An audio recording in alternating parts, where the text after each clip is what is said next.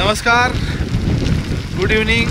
आपण आता आज 24 जुलै संध्याकाळचे 4:30 वाजलेले आहेत आणि आपण राधानगरी धरणाच्या स्वयंचलित दरवाजाजवळ आहोत। गेल्या 1-1.5-2 तासामध्ये बरेचसे कोल्हापूरमधून कॉल येत आहेत की राधानगरी धरणाचे दरवाजे उघडले का। बरेचसे व्हायरल व्हिडिओ होत आहेत की 1 दरवाजा उघडला, 2 दरवाजे उघडले।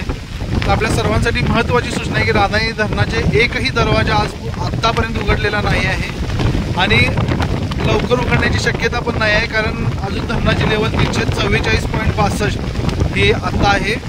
347.50 एवढी लेवल झाल्यानंतर धरणाचे दरवाजे उघडतात, त्यामुळे कुणीही पॅनिक होऊ नये।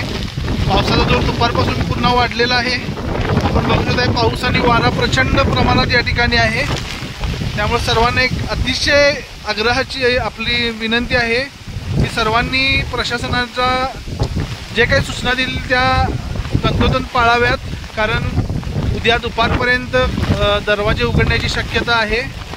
त्यामुळे सर्वांना अगदी कळकळीची विनंती आहे की आपण जर नदीकाठी असाल, पूरग्रस्त भागात असाल तर लवकरात लवकर स्थलांतर करण्यास काही हरकत नसावी, कारण पावसाचा जोर वाढलेला आहे।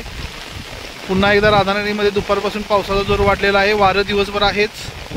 त्यामुळे हा व्हिडिओ पूरग्रस्त भागातील सर्व लोकांपर्यंत पोचवा आणि लवकरात लवकर सुरक्षित स्थळी आपण आपलं स्थलांतर करावं असं मला वाटतं। धन्यवाद।